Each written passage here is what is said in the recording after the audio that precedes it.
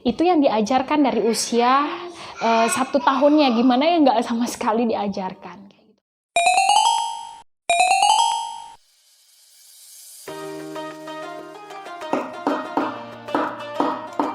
Prabu bertanggung jawab loh, dia membongkar terus memasang kembali.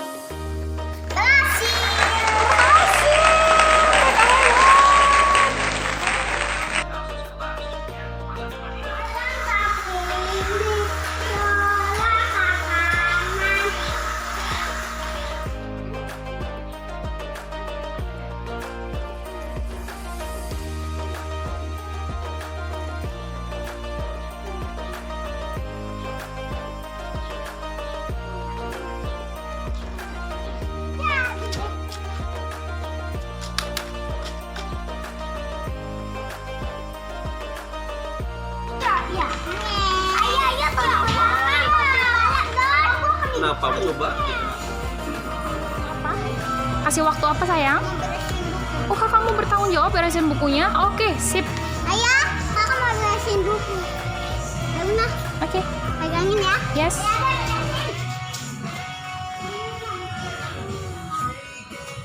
Assalamualaikum, selamat datang kembali di channel YouTube kami, Keluarga Arven. Dan sebelumnya jangan lupa di like dan di subscribe ya.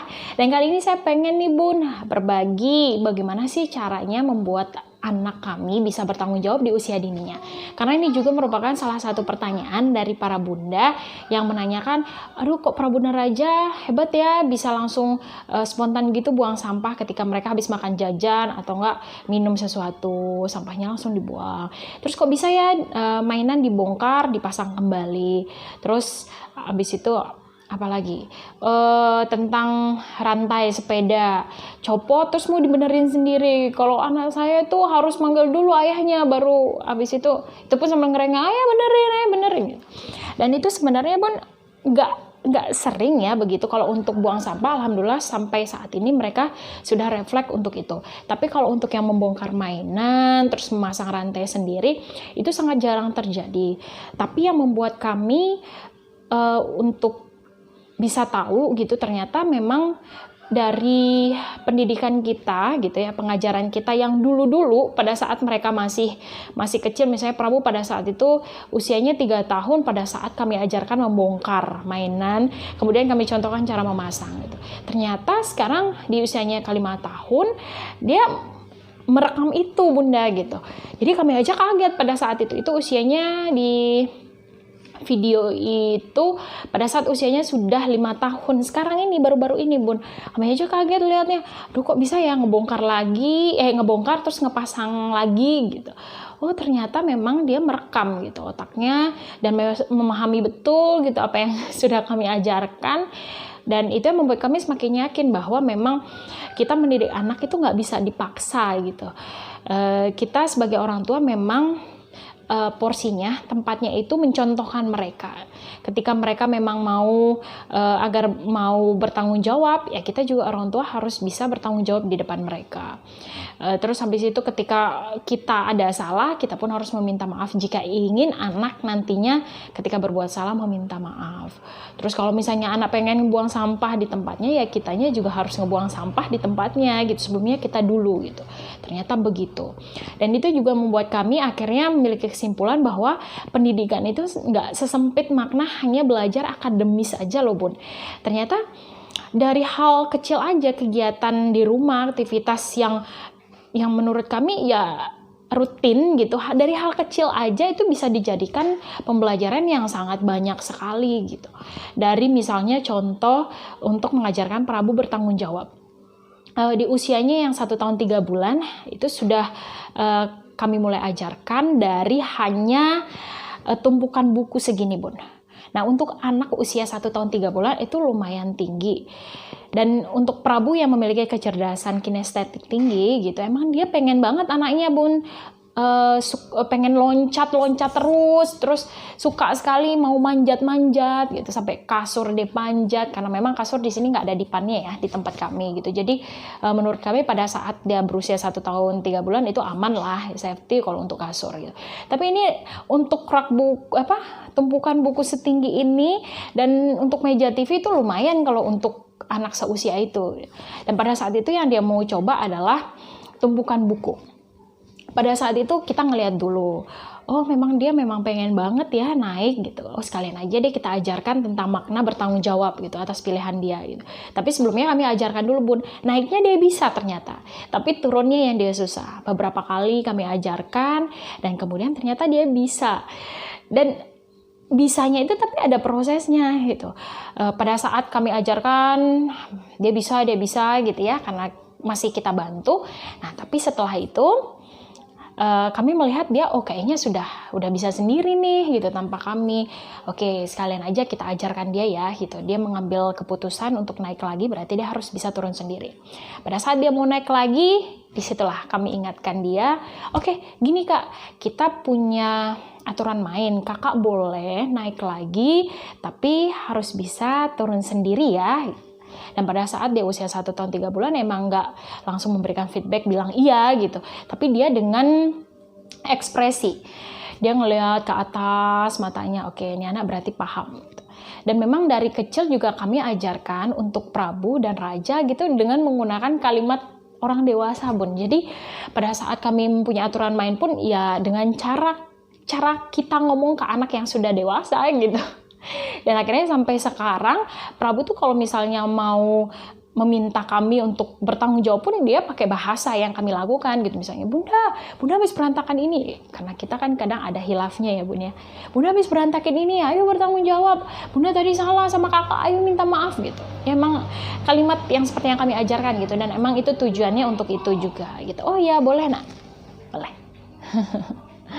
Dan oke, akhirnya dia setuju untuk menggunakan aturan main kami, itu yang kami lihat. Dan kita lihat apakah dia mau memilih untuk tidak naik, apa naik kembali. Dan ternyata dia mau naik kembali. Dan di sana dia belajar akan makna memilih. Dan dengan pilihannya dia harus bertanggung jawab mau turun sendiri, bisa turun sendiri. Dan akhirnya benar, dia naik lagi. Dan di situ kami terus ingatkan, Prabu ingat ya, harus bisa turun sendiri karena Bunda dan Ayah nggak akan bantu gitu. Kakak harus berusaha. Dan dia ya dengan anak usia 1 tahun, dia udah menunjukkan gitu pengen ngerengek untuk minta dibantuin kayak sebelumnya. Tapi kami tetap konsisten, itu yang terpenting. Orang tua harus konsisten dengan aturan mainnya, jangan sampai nanti malah mengalah gitu. Dan ternyata dia dengan semangat, dengan ya dia sudah mempunyai pola pikir bahwa dia sudah tahu gitu orang tuanya kalau sudah konsisten A ya A gitu. Dia sudah belajar akan hal itu karena sebelum-sebelumnya juga pernah kami ajarkan dengan pembelajaran yang berbeda. Dan di situ dia ya udah ngerengek aja bisanya gitu, tapi pasrah gitu, dengan berusaha. Akhirnya 1 menit lebih dia akhirnya bisa, dan kami berikan reward sesuai dengan usianya dia. Pada saat anak usia 1 tahun kan, yang dia butuhkan adalah dukungan dan support dari orang tuanya gitu. Kami langsung dengan ekspresi bilang, kakak memang hebat, kakak luar biasa. Bunda dan Ayah yakin banget memang kakak itu pasti mau berusaha dulu. Dan ini buktinya kakak bisa. Dan dengan bangga dia senyum yang tadinya ngerengek gitu. Dia dengan bangga memperlihatkan bahwa percaya dirinya itu tumbuh kembali. Lebih tumbuh lagi dari sebelumnya. Dengan bukti bahwa dia pengen mencoba tantangan-tantangan yang baru lainnya. Dan itu yang membuat kami akhirnya, iya gitu. Kita maksudnya sudah memberikan pendidikan yang seperti ini dan dengan cara yang gak instan, dan ternyata butuh waktu bertahun-tahun untuk dia meresapi itu kembali. Kami menjalani sistem homeschooling dengan metode unschool, di mana memang kami pure orang tua yang mengasuh dan mendidik anak sendiri. Dan untuk masalah kurikulum homeschoolingnya, kami sendiri juga loh Bun yang membuat. Karena kami di sini melihat bahwa dengan kurikulum yang kami buat adalah hal yang terpenting yang memang nantinya akan dibutuhkan oleh anak-anak gitu. Di sini kami memang memfokuskan untuk melihat apa minat dan bakat anak, kemudian mengasuh mereka agar memiliki karakter yang kuat dan tangguh. Nah, kenapa minat dan bakat? Karena kita melihat ya Bun ya, anak ini adalah investasi jangka panjang, aset seumur hidup yang tidak ternilai harganya. Jadi kita orang tuanya memang harus benar-benar tahu persis nanti setelah usia anak akan beranjak dewasa, ketika usianya sudah produktif, Dimana sekarang usia Prabu 5 tahun pun dia sudah memasuki era revolusi industri 4.0, dimana kita sudah tidak bersaing lagi dengan sesama manusia, tapi dengan kecerdasan buatan atau robot. Apalagi nanti ketika Prabu sudah beranjak usia 15 tahun, gitu. Akan seperti apa sih persaingannya? Dan tidak dibutuhkan lagi orang yang generalis di bidangnya, tapi orang yang mempunyai spesialisasi di satu bidang, yang hanya menguasai satu bidang.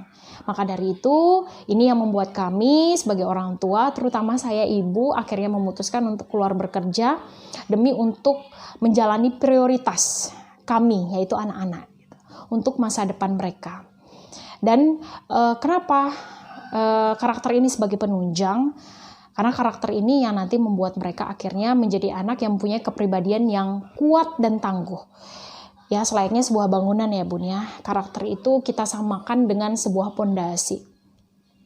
Ketika bangunan itu memiliki pondasi yang kuat dan kokoh, maka nantinya akan siap dibangun bangunan di atasnya yang lebih besar, yang lebih banyak ornamennya lagi. Dan itu tidak akan gampang roboh karena pondasinya kuat. Nah, seperti itulah karakter. Jika anak memiliki karakter yang kuat dan tangguh dan sudah memang dididik dari usia golden age mereka gitu, karena gampang ditempa pada saat usia itu, insya Allah kedepannya pada saat mereka sudah beranjak dewasa, ketika mereka sudah mendapatkan banyak halangan rintangan gitu ya, mereka tidak gampang goyah.